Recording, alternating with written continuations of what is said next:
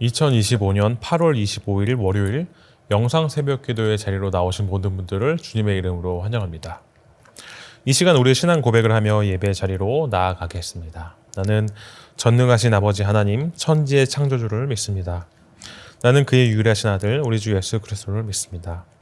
그는 성령으로 잉태되어 동정녀 마리아에게서 나시고 본디오 빌라도에게 고난을 받아 십자가에 못 박혀 죽으시고 장사된 지 사흘 만에 죽은 자 가운데서 다시 살아나셨으며 하늘에 오르시어 전능하신 아버지 하나님 우편에 앉아 계시다가 거기로부터 살아있는 자와 죽은 자를 심판하러 오십니다. 나는 성령을 믿으며 거룩한 공교회와 성도의 교제와 죄를 용서받는 것과 몸의 부활과 영생을 믿습니다. 아멘. 함께 기도하시겠습니다. 하나님 아버지, 오늘도 말씀 앞에 나아갑니다. 오늘 말씀 가지고 하나님께 더 나아갈 때 많은 유혹 가운데서도 버틸 수 있게 해주시고 또 힘을 주시옵소서. 아직도 많은 문제들, 또 해결되지 않은 많은 문제들이 있습니다. 그 문제들이 하나님을 믿는 믿음보다 또 하나님보다 더 크지 않게 해주시고 하나님께서 역사하심으로 평안한 마음으로 담대하게 나아갈 때 그 문제들이 해결될 수 있게 하나님께서 역사해 주시옵소서. 예수님의 이름으로 기도합니다. 아멘. 오늘 우리에게 주신 하나님의 말씀은 에스겔서 22장 1절에서 16절까지의 말씀입니다. 제가 하나님의 말씀을 봉독하겠습니다. 하나님의 말씀을 경청하시길 바랍니다.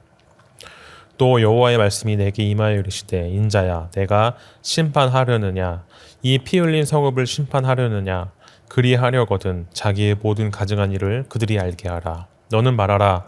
주 여호와께서 이같이 말씀하셨느니라.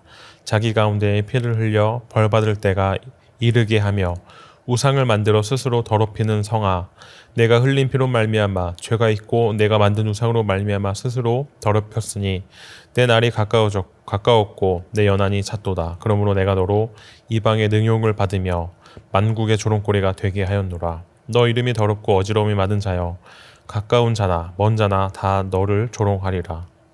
이스라엘 모든 고관은 각기 권세대로 피를 흘리려고 내 가운데에 있었도다.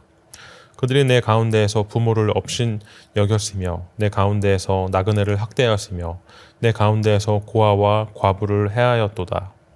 너는 나의 성물들을 업신 여겼으며 나의 안식일을 더럽혔으며 내 가운데에 피를 흘리려고 이간을 붙이는 자도 있었으며 내 가운데 산 위에 재물을 먹는 자도 있었으며 내 가운데에 음행하는 자도 있었으며 내 가운데에 자기 아버지의 하체를 드러내는 자도 있었으며 내 가운데에 월경하는 부정한 여인과 관계하는 자도 있었으며 어떤 사람은 그 이웃의 아내와 가증한 일을 행하였으며 어떤 사람은 그의 며느리를 더럽혀 음행하였으며 내 가운데에 어떤 사람은 그 자매 곧 아버지의 딸과 관계하였으며 내 가운데에 피를 흘리려고 뇌물을 받은 자도 있었으며 내가 번 돈과 이자를 받았으며 이익을 탐하여 이웃을 속여 빼앗았으며 나를 잊어버렸도다. 주 여호와의 말씀이니라.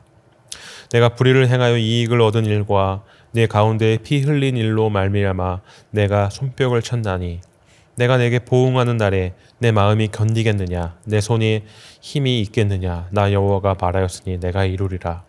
내가 너를 문나라 가운데 흩으며 각 나라에 해치고 너의 더러운 것을 내 가운데서 멸하리라. 내가 자신 때문에 나라들의 목전에서 수치를 당하리니 내가 여호와인 줄 알리라 하셨다 하라. 아멘. 한 건축가가 오래된 건물을 리모델링 하려고 했습니다. 겉보기에는 괜찮아 보였지만 정밀 검사 결과 건물의 기초가 심하게 부식되고 있었다는 것을 알게 되었습니다.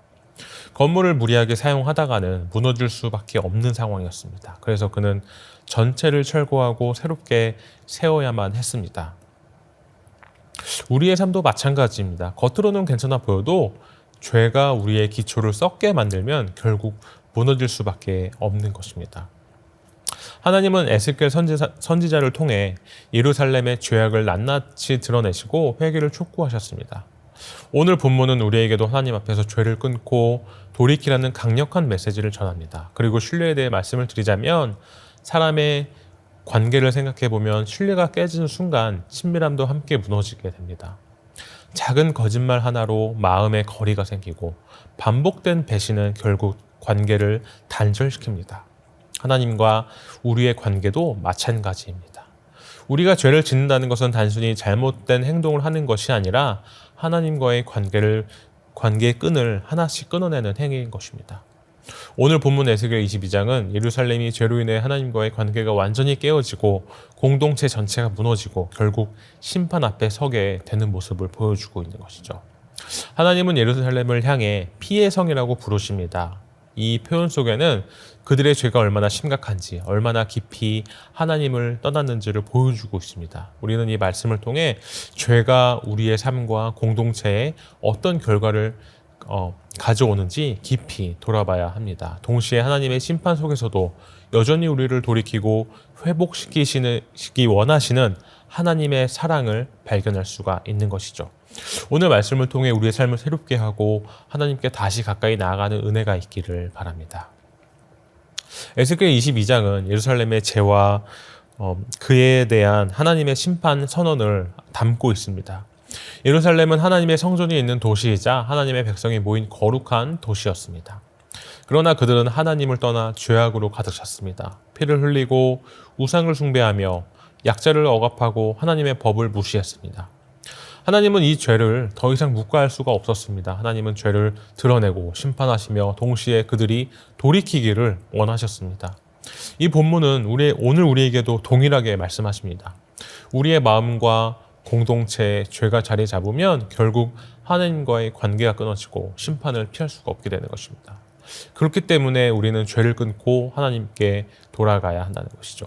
오늘 말씀 1절부터 5절을 보겠습니다. 죄는 하나님과의 관계를 끊습니다. 하나님은 예루살렘의 죄를 피의 성이라고 표현하셨습니다. 그들은 살인을 저질렀고 하나님의 법을 우기며 우상을 섬겼습니다. 내가 너를 더럽혀 내 날이 가까이 오게 하며 내 연한을 다하게 하였도다. 여러분, 죄는 단순히 잘못된 행동이 아닙니다. 죄는 하나님과의 관계를 끊어버리는 힘을 가지고 있습니다. 예루살렘이 하나님의 임재가 있는 도성이었지만 죄 때문에 하나님의 영광이 떠나버렸습니다. 우리의 삶에도 죄가 자리 잡으면 하나님과의 관계가 멀어집니다.